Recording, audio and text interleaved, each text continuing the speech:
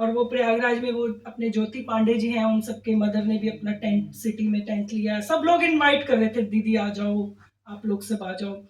और आप बिलीव नहीं करोगे कि इतना सारा सोशल मीडिया देखने के बाद मैंने बड़ी स्ट्रॉन्ग स्टेटमेंट दी थी कि भाई हम तो वृंदावन वाले हैं, ठीक है ना, सबको पता है भगवान कृष्ण के हम भक्त हैं।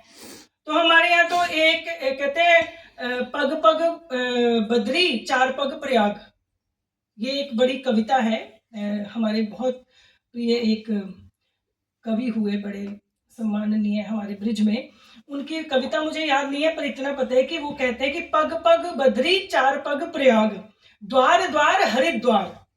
तो जो वृंदावन में एक पग भी घूमता है तो उसे बद्री फल जाने का फल मिल जाता है, और जो वृंदावन में चार पग चलता है उसको प्रयाग का फल मिल जाता है, और जितने दरवाजे वो देखता है उसको हरिद्वार देखने का फल मिलता है। ये वृंदावन की महिमा है।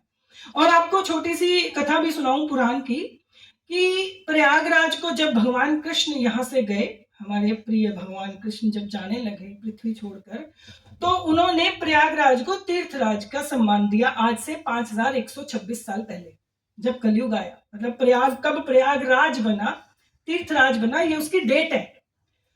तो जब सब कुछ हो गया तो भगवान कृष्ण अपने घर चले गए। तो प्रयागराज जैसे कोई राजा बनता है तो सभी तीर्थों का राजा है, तो तीर्थ लोग आने लगे ऑफरिंग लेकर, होता है ना अपने यहाँ, भाई बड़ा सम्मान मिला है आपको, आप ये लीजिए, गिफ्ट लेकर लोग जाते हैं। लेकिन वृंदावन नहीं गया, ब्रिज नहीं गया।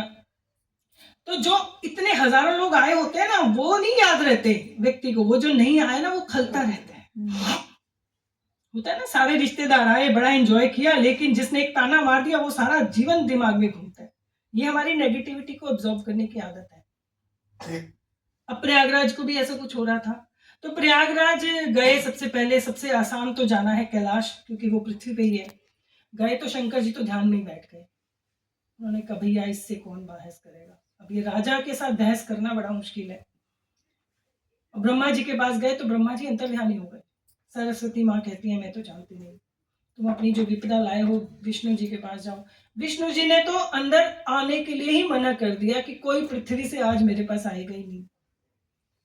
अब उन्होंने सोचा अब और तो कोई जगह नहीं बची, भगवान कृष्ण के गोलोक ही जाना पड़ेगा। ये एग्जैक्ट कथा आती है, मैं अपनी तरफ से नहीं कह रही हूँ। अब जब वहां पहुंचे तो भगवान कृष्ण ने राधा जी श्री जी को कहीं भेज दिया। श्री जी अपने कार्य में लग गई। भगवान ने को तो पता तो था ही हो क्या रहा है, ये तो हो नहीं सकता, वो तो सारी दुनिया के ऊपर कैमरा लगा के बैठे हैं, कहाँ क्या हो रहा है, कहाँ भाई बताओ क्या काम है, क्यों आए हो।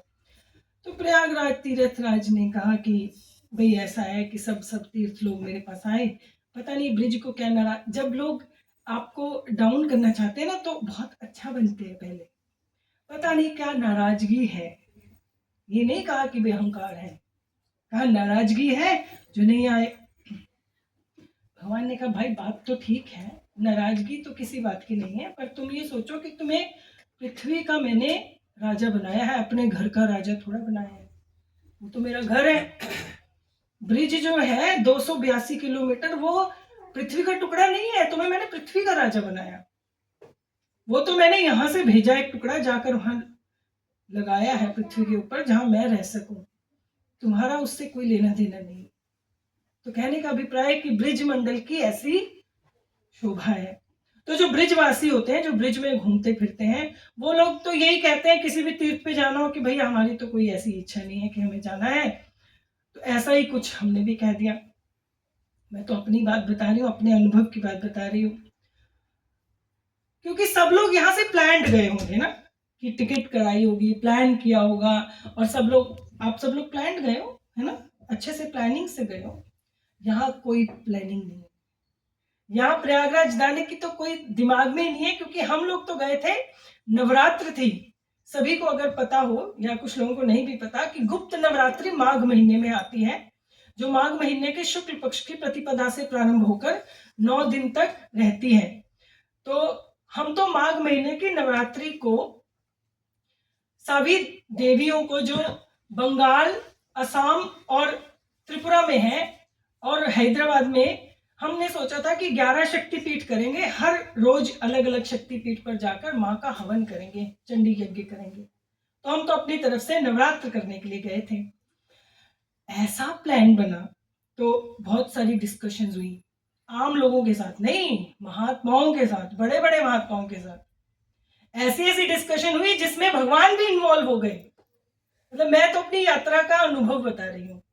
अब वो कहें कि ऐसा थोड़ा होता है कि आपको तो जाना ही चाहिए, हमने कहा कि महात्माओं को तो जाना ही चाहिए। एक्चुअली महाकुंभ जो है वो सन्यासियों का है।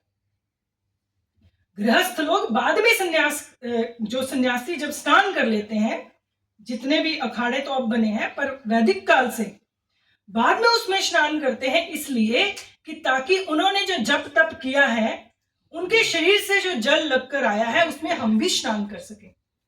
उस जल की महत्वता इसलिए बढ़ जाती है क्योंकि नाम अनुसंधान करके एक साधना है, ये मैं आपको बड़ी गुप्त बात बता रही हूँ।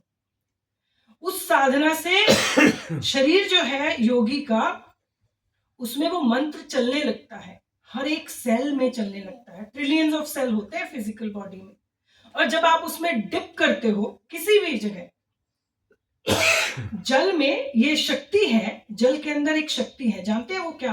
कोई भी आप पाठ करते हो, कोई भी किसी भी तरह का पाठ होता है, उसमें कुंभ लेकर, कलश को लेकर एक शोभा यात्रा होती है।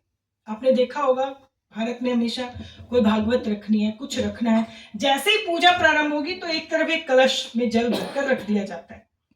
कारण क्या है? और फिर उसी जल को लोग छिड़कते हैं सब जगह।